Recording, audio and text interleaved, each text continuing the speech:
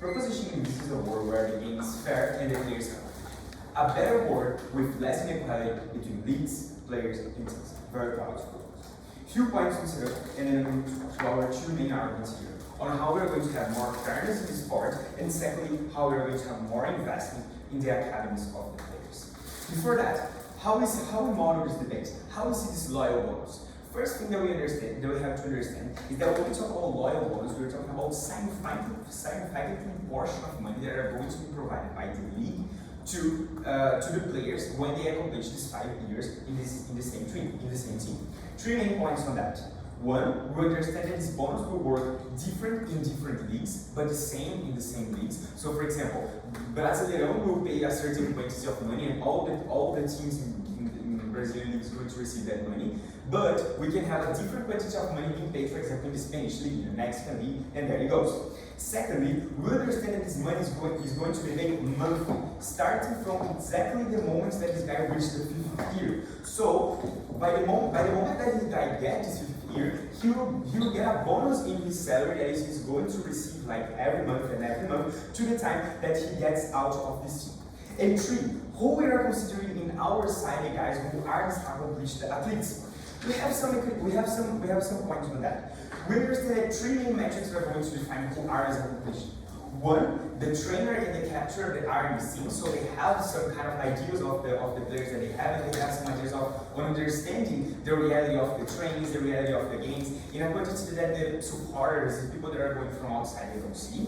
Secondly, we also are going to have some journalists, and thirdly, we're going to have specialists in this sport. It's also important to mention that we are not talking that accomplished players necessarily the guys who are playing the big teams. Can be, for example, a guy that is playing 14 days in the relegation zone, but it's literally playing a lot that is playing in a very high quality. Alright, going further. Our first point here in this debate. How we are going to bring more fairness in the sport? First, some sort of framing to this. We have 2 points on this frame. We have to understand that we have a huge dominance by teams with money in the sport. First, leagues that overall they have more money. So we have, for example, Qatari League or, for example, the Premier League that are substantially going to have more money, considering, for example, others like the Mexican League. And 2, we are going to have disparity between the teams inside the league, due to investments or that come, for example, outside, or even from the quantity of supporters that they have or the administration that they have. So we're going to have these 2 kinds of disparity. So why is it a problem? We have 2 reasons for that. One, it becomes cyclical because when a league is bad, the supporters on the league, the markets on the league, the viewing on this league is going to be worse then. So due to that, the league tends to get even worse, and also the strong league is going to have more viewers, it's going to have more sport, it's going to have more sponsors, and due to that, these leagues get strong. So you have a cyclical situation where you're going to have something strong that gets stronger, and something that is bad that is going to get even better. Secondly, we understand that we have a pressure on players to always get out of their countries, because you always have the desire of playing in the best team that can give you the best salary. Because we're talking about a profession, so this guy literally needs that money, for example, to have a good life and to enjoy the thing that he wants. And thirdly, we understand this is also very bad for the supporters for 2 reasons. One, leagues are going to getting bad because the players that they have, for example, that are good, that starting their leagues, they just decide to get out, for example. And 2, players are going to have a less appeal if they're on clubs, because now they are, for example, reviewed by their academy, and now they're going to get out. Now, for example, Vinicius Junior in their side is the guy who starts, for example, in a team in Brazil, and just decided to go abroad. This is exactly how we understand that. That's very good, and that's very bad for the supporters, for the quality of the league that loses those players, and in the loyalty that they're going to lose when seeing that player growing and play at our event. But how do we solve that? We create a stronger incentive for athletes to stay in their own teams.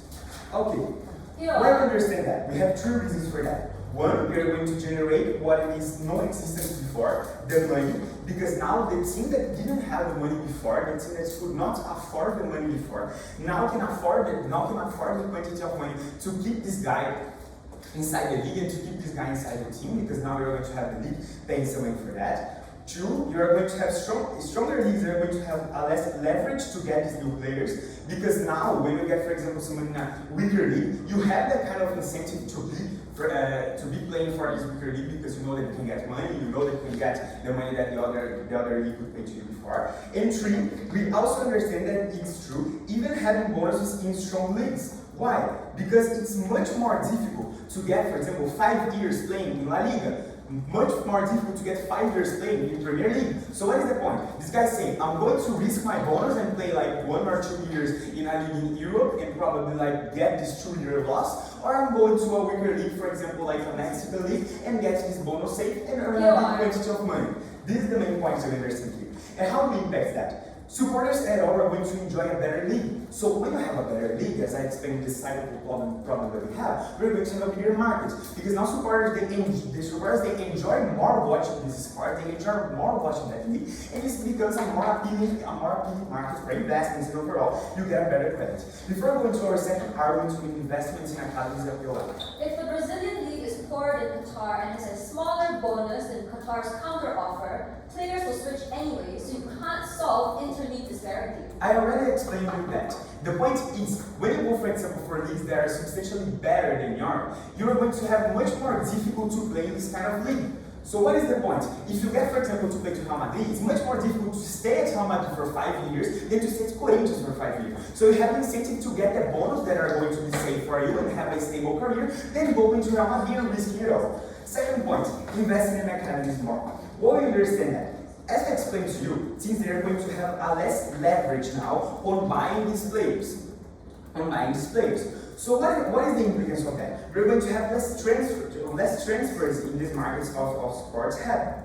So, as you know, we're going to have less ways to get your team better by transfer. What are going to happen? You need the academy. You need the players that come from your own club since they are young to make it strong. So what is the point over here? You have a clear incentive on the teams on investing more on their own academy to provide a better team, as now it's more difficult for you to buy new players. So what is the impact on that? First, you are creating opportunities for those who before wouldn't have this opportunity. And secondly, in a more specific way, you are getting players from different areas. You are getting players from areas that were not going to get them before.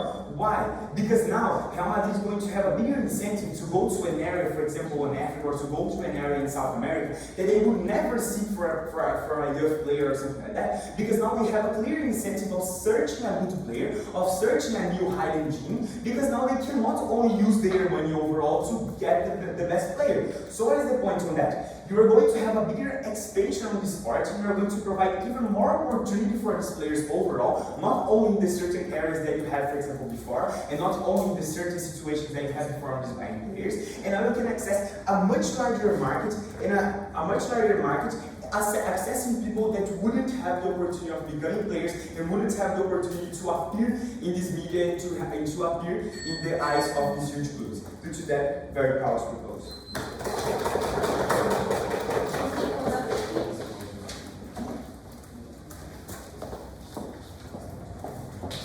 Okay, we invite the first opposition speaker.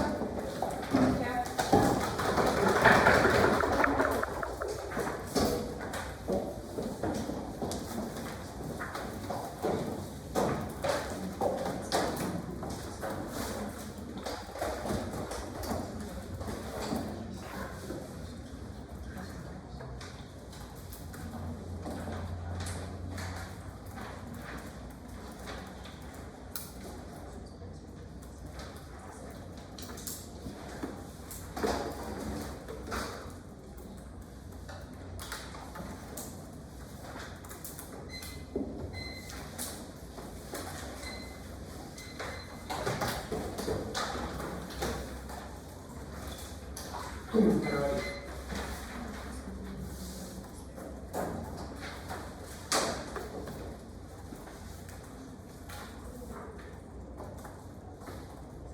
Loyalty bonuses are traps that imprisons the soul of players within the confines of a team that they truly do not desire. It engineers a recipe that spells the death of what truly could encapsulate, because we are the side that defends the spirits of the sport we're very proud to oppose. Two arguments in this speech. The first, on how this hurts the potential of players, and the second, on how this damages the competitiveness of leagues. Before that, onto a counter setup that should undercut the vast majority of Team Brazil's case in three ways. The first, what odd proposition support in this round? No, we would note that this loyalty bonus on their side will very likely going to be incredibly significant. These looks like lump sums that leagues will likely fork out for players. The reason for this is because that amount will be significant enough to change the calculus of players on their side to act otherwise. For example, the English Premier League paying millions to their players. The second, this means on their side, most individuals would stay in the same team regardless of their conditions, regardless if that team truly benefits their fullest potential. For example, Carlos Sainz was a second-class driver that was not costed any light in Ferrari in the F1 league, but they still stayed with the same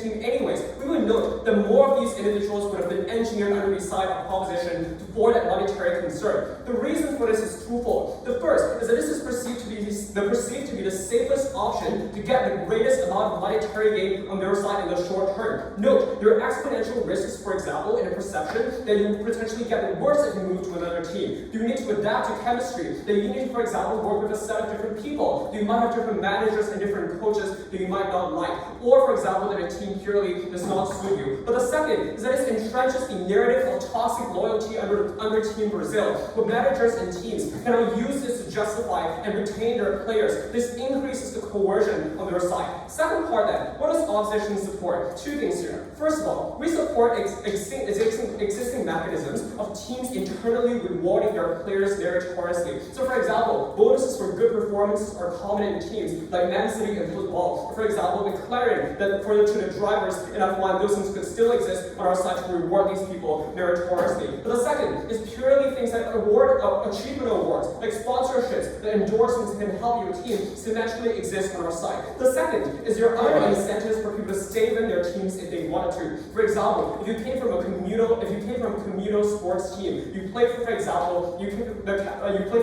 a small team in football in the States, you will very likely be attached to their community. This communal spirit on either side of the house does not change. The implication of this, which leads to the third part under the setup, is that the players who wanted to stay in their existing teams would have stayed anyways. This is a round, therefore, but those who would have otherwise preferred to jump ship would have taken the risk to embark on an entirely different journey to have had greater potential breakthroughs without err on the side of caution that will be stopped on their side of the house. On to a few points of rebuttal then. The first argument is the dominance of leagues and due to the existence of inter-league disparity. Two responses to this. The first is that I think this is a self-defeating argument even in first proposition's words, because it's unclear about a Saudi league who have significantly more money than the English Premier League, for example, to poach players. These are inherent problems because the Saudi league is backed by billionaires in countries like Qatar and the UAE that does not change, which is why the dominance is symmetrical, and this ought not be a deciding metric in this round. But the second is that we'll flip this argument because it is beneficial for good players in the likes of Ronaldo, in the likes of Mbappe and Neymar to be able to switch to these leagues because they get exponentially more benefit who would rather spend on the side of players that is not existing problem that proposition could not solve. So that is your argument out of the round. On to a first argument then, in terms of how this hurts the potential of players. There are a few sections underneath this. The thesis of this argument is that proposition engineers a cycle of toxic loyalty that hurts the potential for players to expand on themselves. This happens in a few ways. The first is the players of themselves, that they stay because of the money, and they stay because of the money and the security guarantee that is the most lucrative and profitable in the short term. This damages them in two ways, regardless of their actions. The first is that you hurt their ability to play well, because notably, there are inherent problems you cannot change.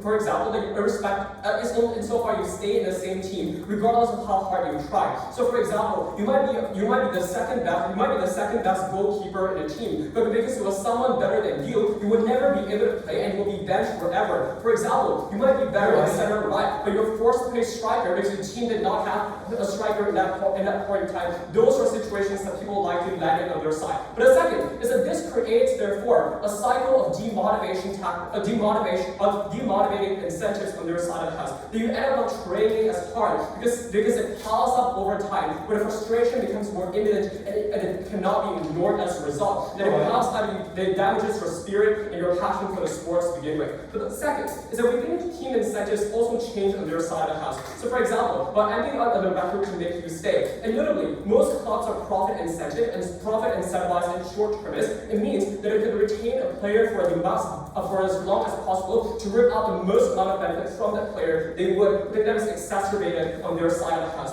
The comparative on our side of the house is notably that if you jump leagues, so even if it's not a team that is incredibly bad for you, or for example, a team that is incredibly horrendous, we would note that defending players jumping across different teams for lesser than 5 years is still monumental for the development. It is, for example, figuring out granting you more flexibility in what types of positions you are best in. For example, what types of teammates you would prefer, what chemistry would suit you the best. Those things to experiment around, those things are lost on their side of the house. The impact of this claim is immense, no thank you, because it hurts potential breakthroughs. Think about the Lopez Lalong, one of the most famous runners in the world, that could break his personal record every single time he runs. Think about the football striker who could strike a goal in an incredibly razor-thin, in a split second, in matches with razor-thin margins. Those are the people that we could have engineered potential. This is what sports innately is about, to break the limitations of what is existingly available. Before we move on to the second argument, I'll take a few I think you forgot the word accomplished in the motion. If you are not an accomplished player within your team, you are not going to receive any bonus on your team.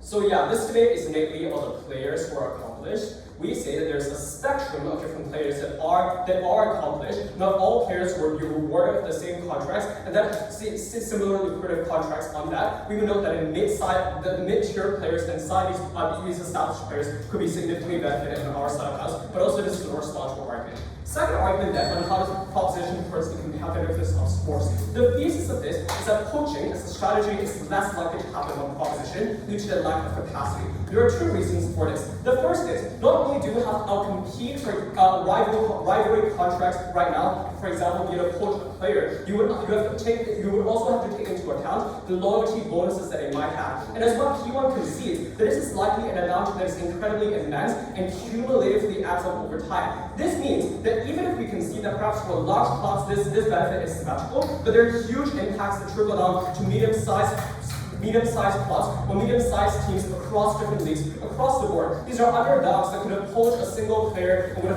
have had significantly better performance. This looks like, for example, that when Carlos Sainz moved to Williams, which is another team aside from Ferrari, that it significantly enhanced Williams' performance. Those are the types of stories that we can narrate on our side of the house. The comparative on our side is twofold. The first is you can team optimize significantly better because you can get a defense player, if you get a striker if your team did not have it. But even if we have to defend in the worst of cases, where big teams have a monopoly over sports on our side of the house, we know that is good because that is what increases the competitiveness of the overall sports that is not available on their side of the house. We have talking points.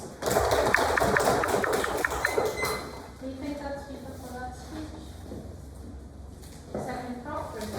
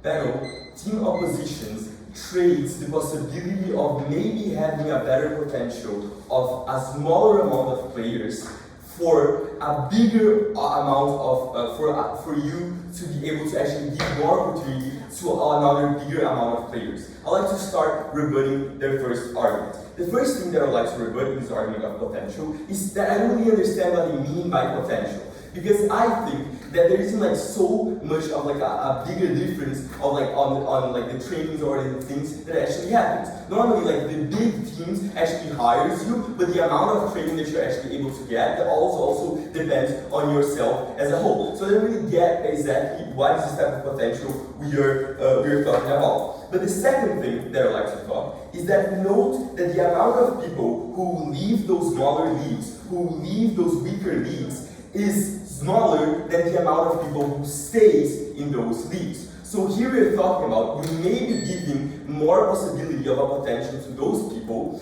but in our side, what we're actually able to do is that we increase the competitivity in these weaker leagues as a whole. So what we're doing inside of those leagues is that now smaller clubs inside of those weaker leagues are now also more capable of being more competitive. This means that they also have more resources. They also are able to give more possibilities of potential and of achieving potential inside of those smaller leagues. I prefer way more giving more chance, more potential, and more resources to this bigger amount of players who stay inside of those weaker leagues rather than prioritizing those few people who are leaving to other types of league. This is the type of impact we're talking about. But even taking them at the best case, even if that's actually true, that we hinder the potential of some players. Note that our second argument was about how we're actually also able to get more people from more places. What does this mean? That at the point that you have this type of bonus,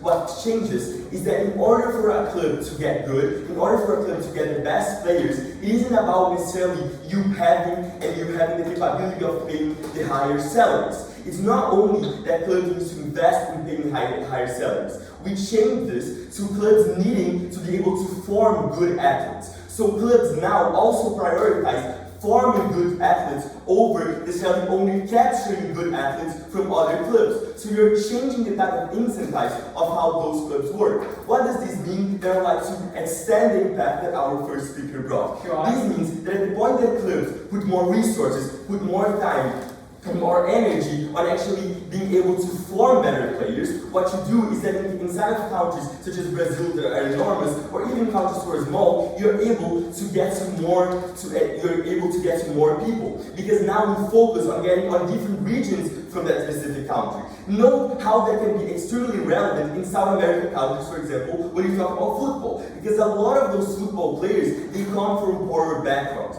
They come from backgrounds that aren't as favored. They are not able to necessarily pay to extremely high expensive schools of football. At the point that the clubs are more invested on actually getting good players and improving them, you can also give more chance to those type of players. This is what we are saying, that we're also giving more opportunity to the poorer children, to the children who have never been actually discovered or actually trained in their side of the house. And note that not only the intensity of this is bigger, because we're literally talking about maybe someone who will continue poor forever, or who actually never actually become a football player, to trading this for the potential of someone who is already a professional football player. Maybe we have one player that, yes, is gonna stay inside of Brazil instead of going to La Liga, but at least in our side, we're able to actually transform someone into a football professional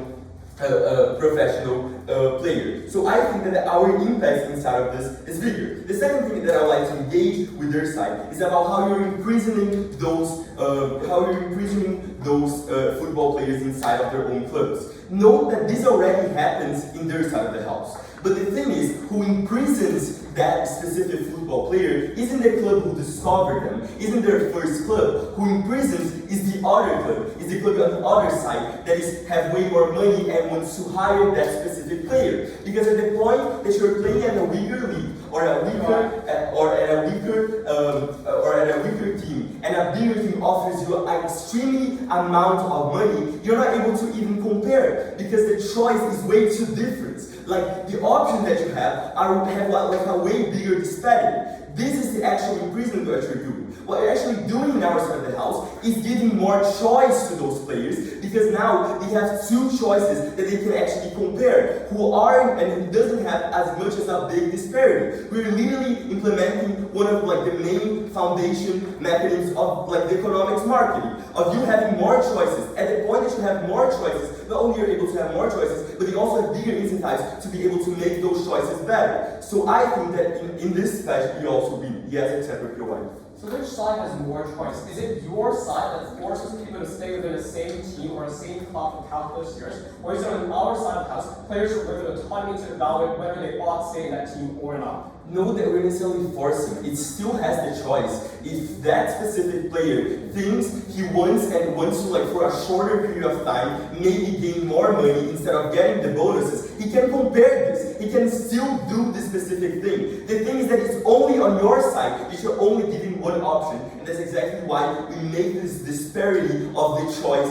smaller. So I think that actually the autonomy of those players are actually bigger at our side, where the choices they have are better. But now, going to our arguments, something I want to make it better. So why those specific players have less incentives to have more incentives to stay in the same club? Because know that the prime, like the years that you spend in your prime, are very short. What does this mean? That a player cannot stay at his best condition for like more than 3 years, for 5 years, 6 years. Normally, when we talk about the lifespan of a player, we're talking about 10 years, maybe 15 years as a whole. So those players have their prime in 2-3 years. At the point that they have the choice of going to like a bigger club, they know that they probably are not going to actually be able to spend 5 years in that specific club. And even if they're actually able to spend 5 years in that specific club, what they know is that they're not going to be extremely accomplished in it. Because it's way easier for you to be an accomplished player on those weaker leagues on a weaker team, rather than in the stronger league, stronger team. So they're able to make this decision, and they have this bigger incentive of actually staying in their own clubs. Why is this so important, and why do we think that this is the main thing inside of this debate? Because at the point that we're able to make a whole league better, more competitive, we're also giving not only more like a better emotional attachment and better things to the players who are now also being able to actually compete, because now you go into like a football player, go into a league knowing that you have a chance of being the champion, and not necessarily that you're not going to be the champion, because the champion is going to be like maybe the 3 biggest clubs. You know that you also have the chance, but also to the immense of people who actually watch all of those sports, who want to watch their local league because they want to go to their local stadium to watch those people play. We are also giving to these people more happiness, and to the people who care so much about those sports, who love those sports so much, the ability of actually being able to see something competitive, something that they know that their team also have the chance of winning, and it's not only 3 big teams. And this is why I'm so proud to propose. Do you think that speaker for that speak?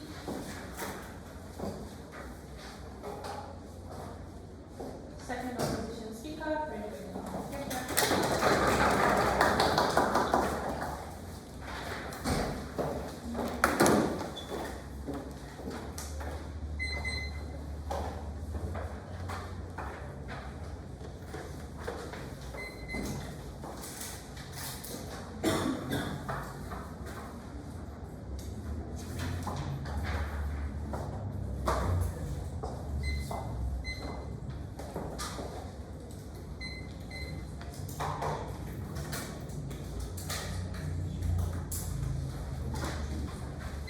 Proposition cages players into security.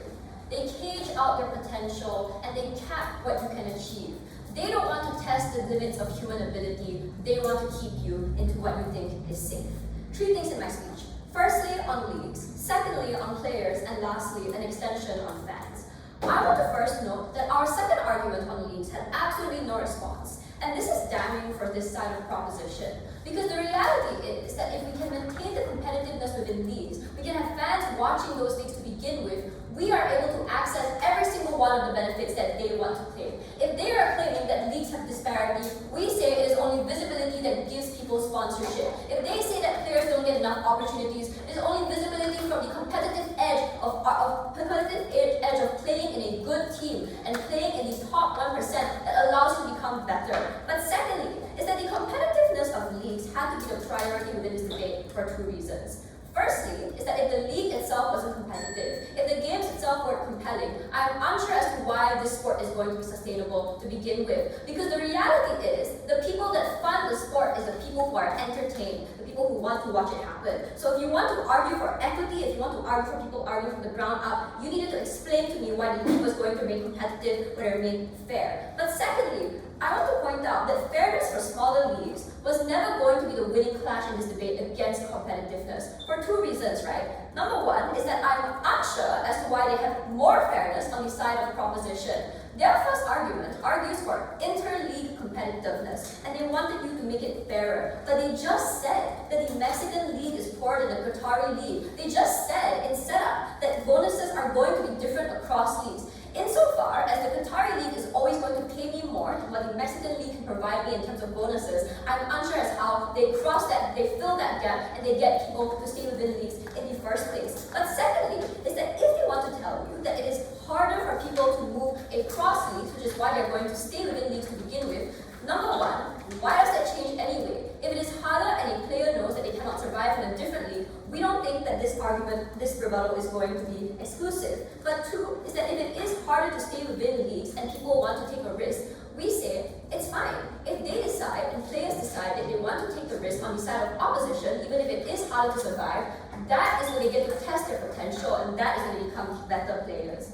But lastly on leagues, the non-response to leagues also means, panel, that we have a winning edge out in this debate. Because even if players are worse off, even if some grassroots players never get the chance to be on the big screen, at the very least, sports remains fun to watch and the league remains competitive and we have the best games possible. When you watch the Clash of Titans and when you are able to enjoy the sport, that is when opposition edges up. Secondly then, on players, I want to point out here then that the rebuttal from proposition is non-negation. Because their rebuttal is that this debate is only about accomplished players in the POI.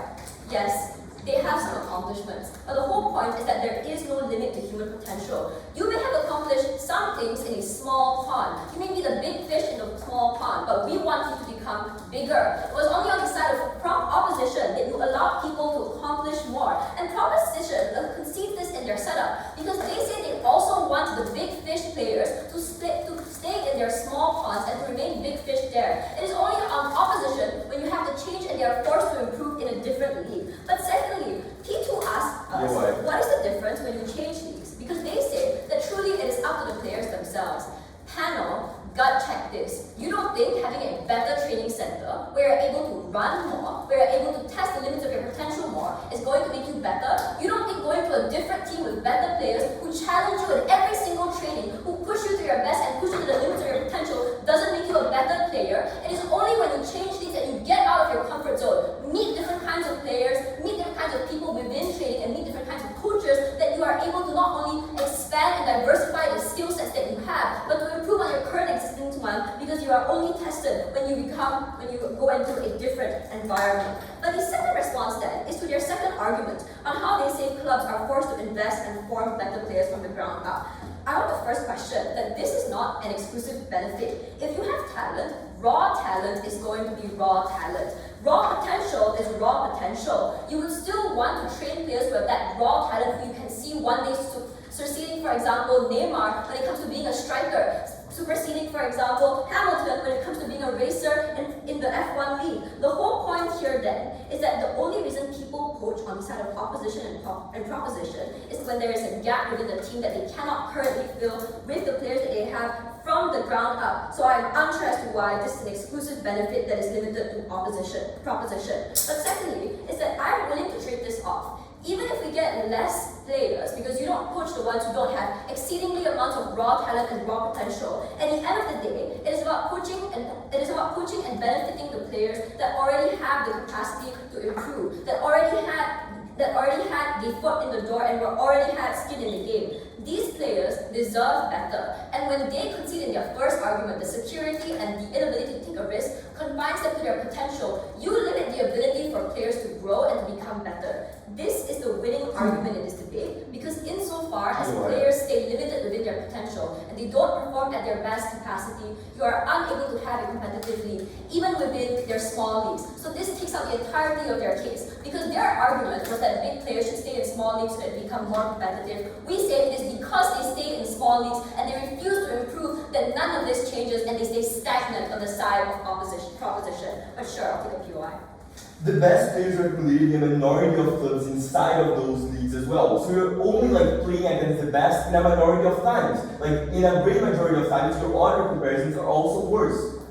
I want to first point out, if you're arguing about inter-league competitiveness and people move to, for example, the English Premier League, then yes, the majority of football matches within the English Premier League are going to be far more competitive and people are going to enjoy it far more. But secondly, was that it doesn't matter. At the end of the day, the winning angle of this clash was not that the leagues become more competitive themselves. It was that players had the potential to grow, and that was the utmost priority because that came analytically prior to whatever argument they had. It doesn't matter if the players stay within leagues if they stay stagnant and don't improve. Third argument on fans, and here's where I want to deal with the preamble. Because even if fans are loyal to certain teams, we think that they're going to stay in support of these teams and we benefit them regardless. For two reasons.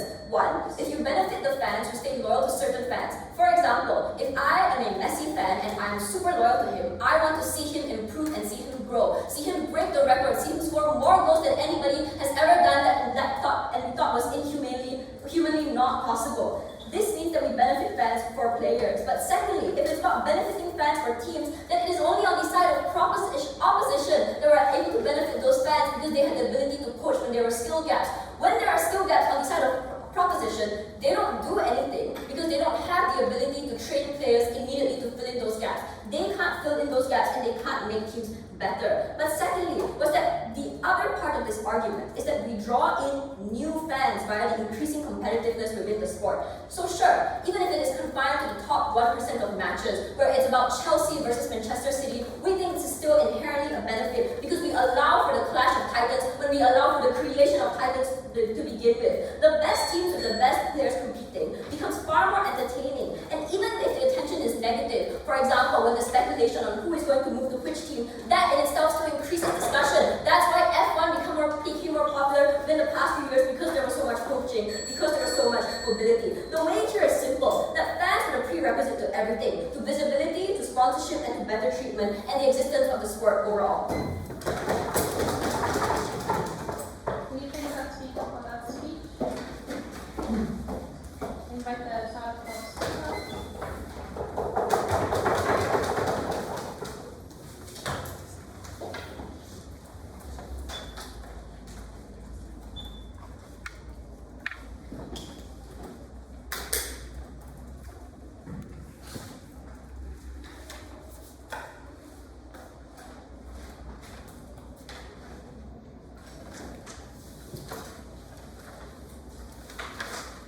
I think the first thing that I want to talk about is about comparativity. We bring an argument to you about how we have better players that are going to stay in smaller leagues and actually improve the quality of that league and give more attention to the fans and things like that. And what are their answers for that? They say that if bigger leagues, they still have more money than the smaller leagues, we still have like a lot of incentives to go to the other leagues. Okay, two main things on that. First, we believe that professional athletes, they don't have like as long careers. They have, for example, 10 to 15 years careers. And what does short careers mean? It means that every time that you change a club, you restart that kind of counting that you're actually being able to receive that loyalty bonus. So I believe that, yes, this is something that influences your decision. But second, you will stay at least like in the maximum like 5 years in your prime. So I believe that it's very important to know that it's much more prone to you if you're acting, for example, in the Brazilian league, in a team there, you're going to be able to play in a high level and be an accomplished player for more time than the time that you can be a very high level accomplished player in Real Madrid. So I believe that players still know that it's very difficult to them to receive this kind of loyalty bonus if they go to a very bigger league in their style of house. So I believe, yes, you have a counterbalance that makes you decide in a lot of instances to stay in your club. But is this a dispute? What they try to claim? No, of course not. We have a lot of nuance in this debate. Not every good player are going to stay in the Brazilian league. I believe that, yes, a lot of stars, they may want to go to Real Madrid because their salary there may even outweigh the amount of bonus that they will receive in Brazil. I believe that yes, a lot of players will go like transfer to other leagues,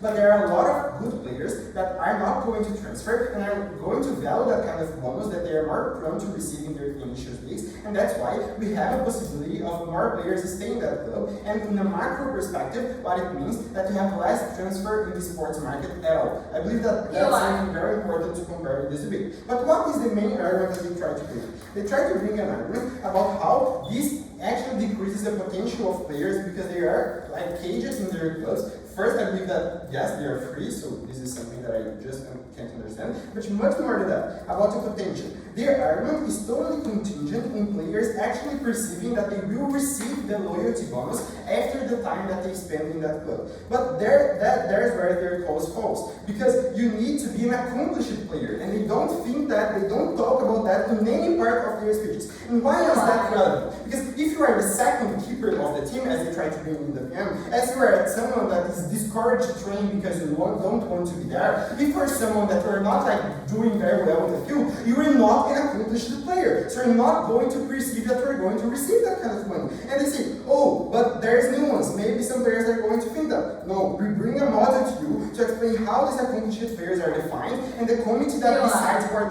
these accomplished players. We have journalists, we have specialists, we have the captain and the coach of each team that is judging these kind of players. If you are not an accomplished player by that committee, you don't have this kind of perceive that you're going to stay in the same club. So now there's where you're going to flip their argument. Their argument only exists if you're going to actually increase your potential by going to a smaller team, because that's what they say. You may go to another team because in this other team you can like be better, you can do more things, or you can like outweigh your performance in your last team. It's only true when you go to a smaller team. We believe that if you're a very good player and accomplish it wouldn't happen. But if you're there talking about you go to other team that is worse, so you can reach more your potential, I believe that it happens much more in our side of the house. Why? Because players don't go to smaller teams in their side of the house because they have less salaries there, and you don't have any kind of loyalty bonus that you're giving you the incentive to, even if you are in a smaller team, if you perform better, you're going to receive more money. So it only happens in our side of the house when you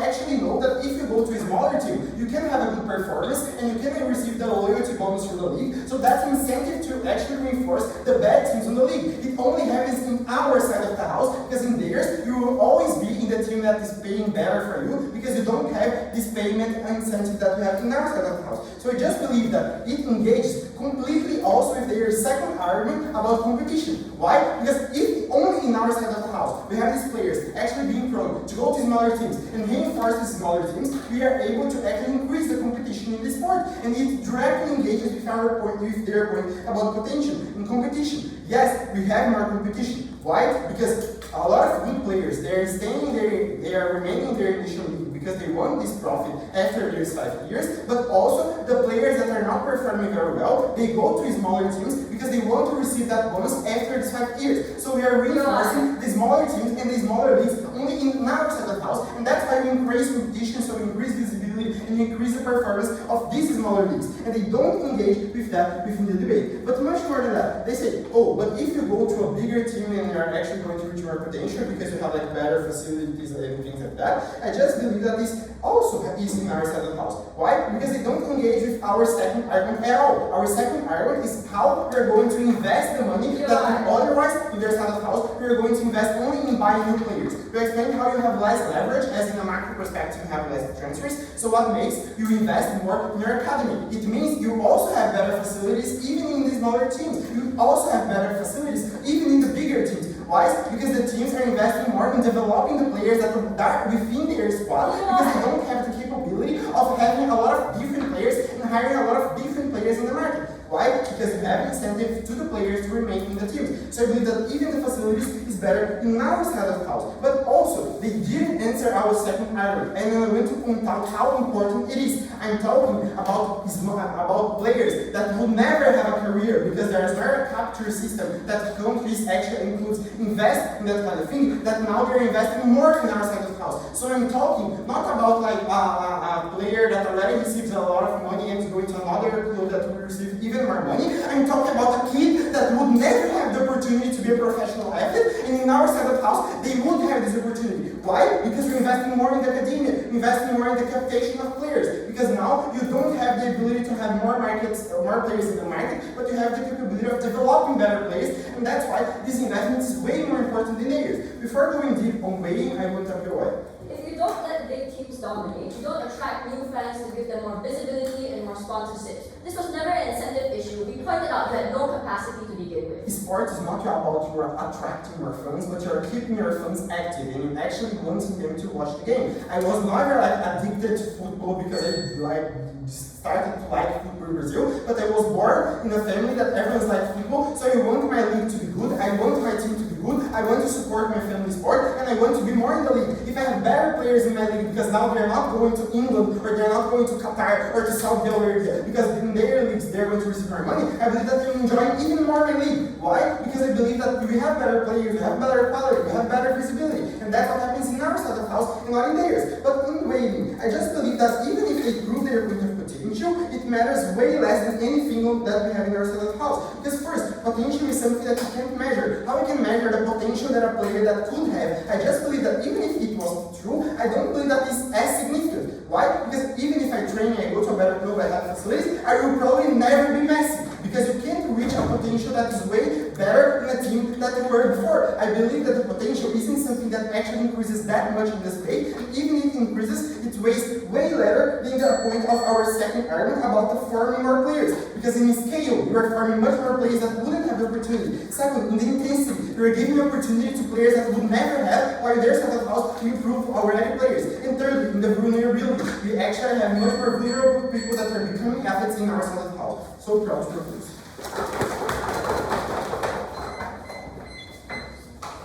We thank our speaker for that speech. Invite the third opposition speaker.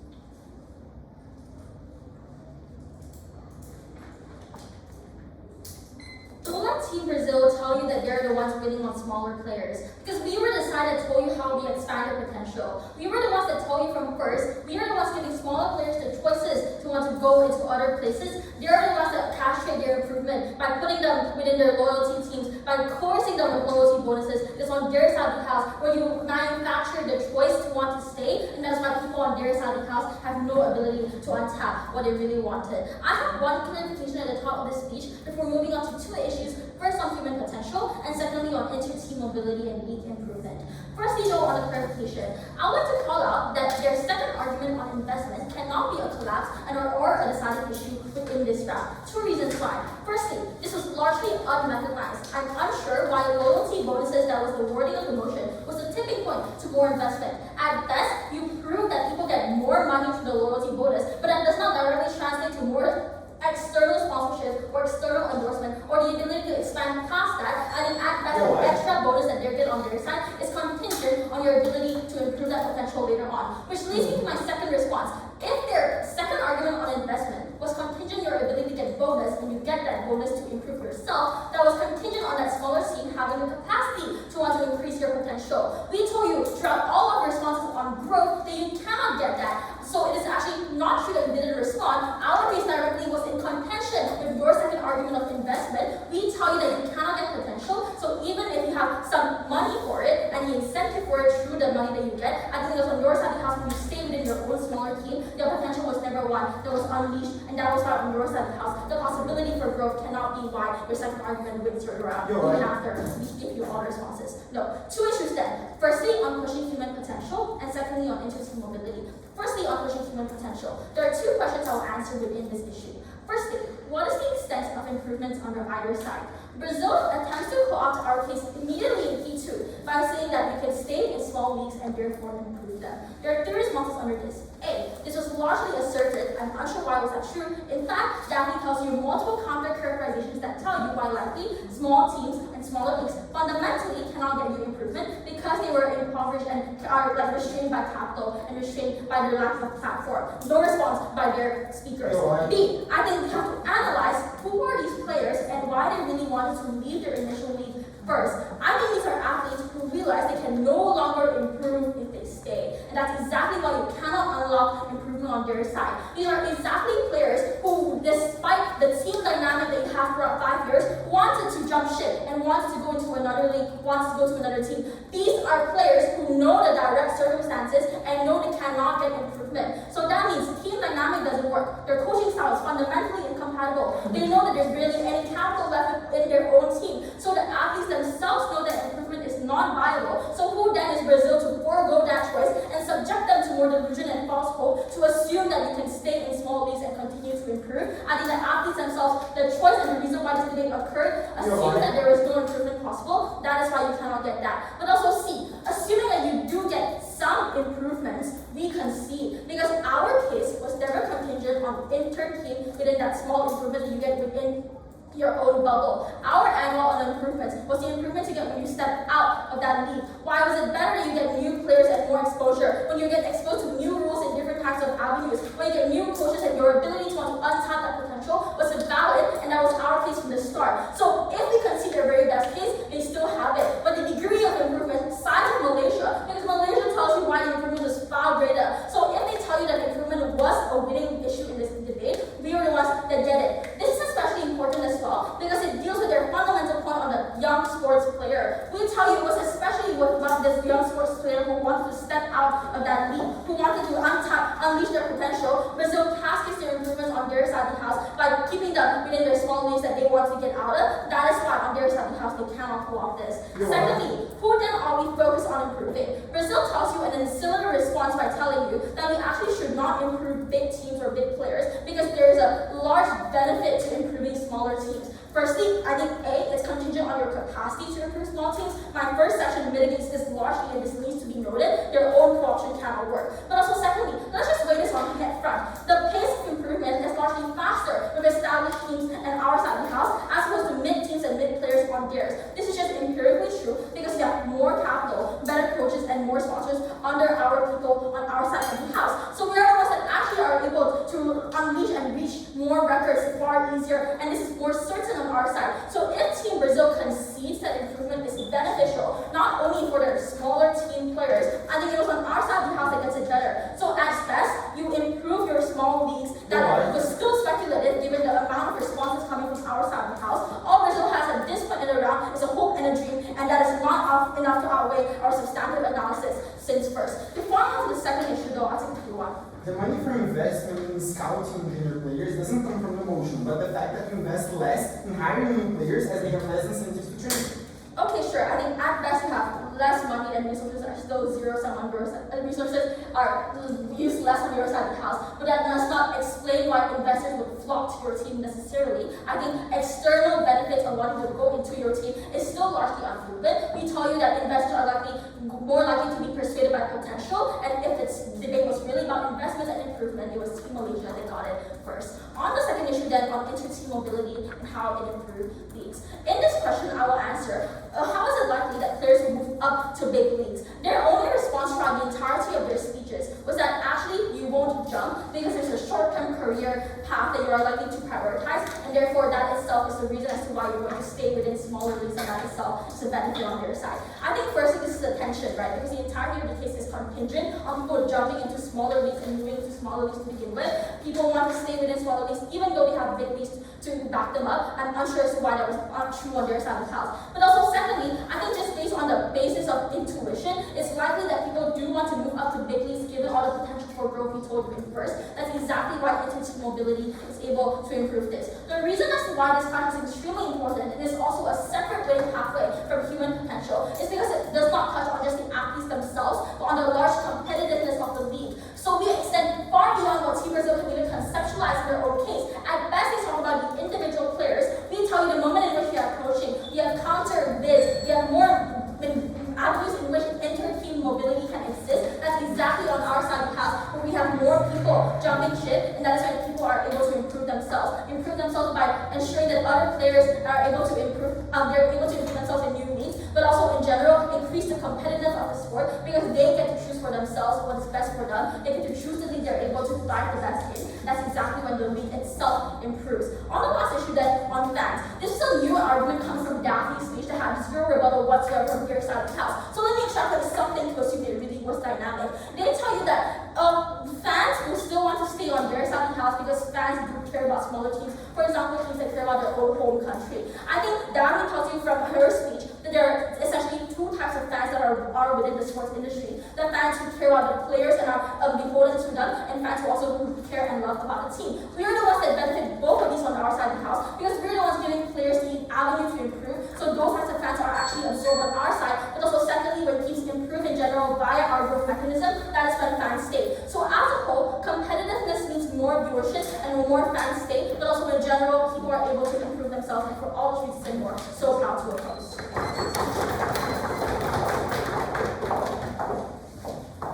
David Castillo for that speaking by the opposition respect.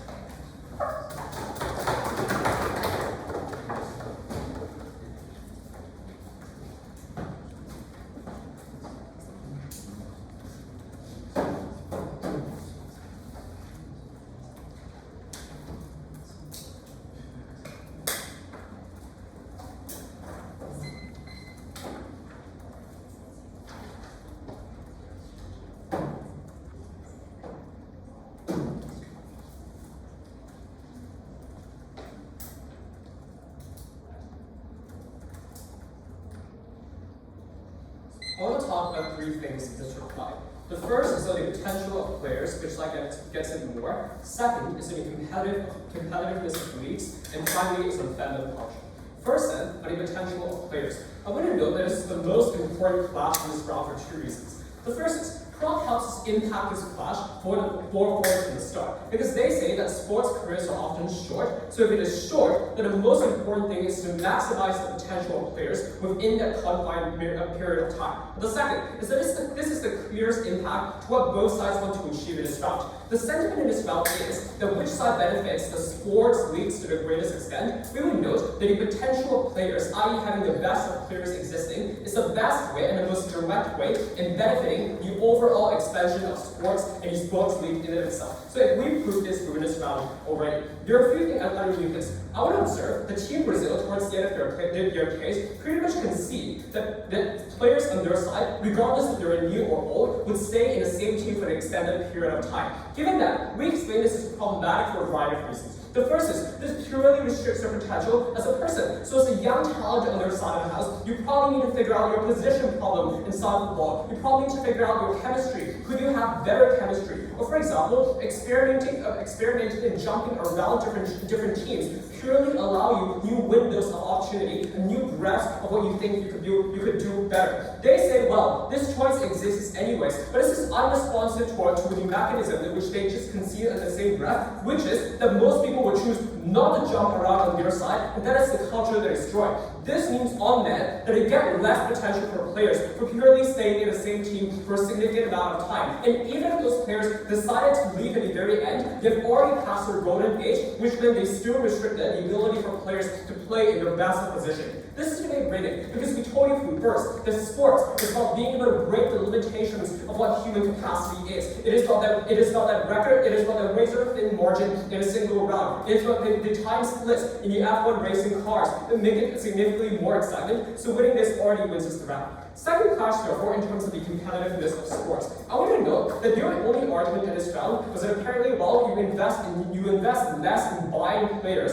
and therefore, as a result, you have more money to invest in yourself. The first is, we would highlight that it's probably the same for the teams in the small leagues they characterize, because if these leagues are small anyways, presumably there's less money to self-fund and to improve on things like capacity building. But the second is, we have questions in second and third. Why was this exclusive on their side of the house? Presumably, you could still invest in yourself and our side of the house after buying new players. You don't just buy new players and leave them there. But the third is, we pointed out to no response, the resources are only zero-sum on their side of the house, because if you coach more good players, you get more lifeline into sports, and that is why you expand investor confidence. So their claim was already taken out. Our claim in this clash is, coaching is incredibly bad for competitive. Coaching is incredibly beneficial for competitive. competitiveness for two reasons. The first is, for mixed-sized teams, this means that if you buy over a second-tier player, or potentially a star player, that exponentially increases your chances in a competition. For example, we told an example of Williams, which is a team in F1 that did exponentially better after they invested being able to buy a player. Their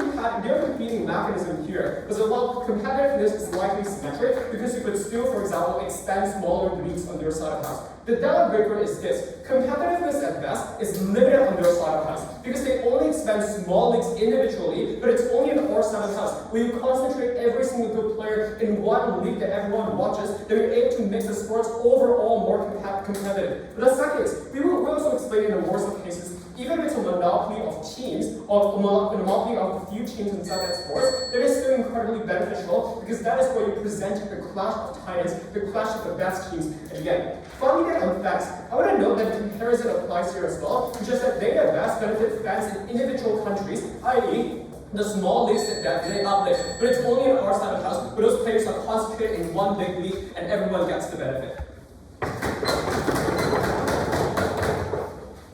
We think that's after that speech, we let the opposition reply to this.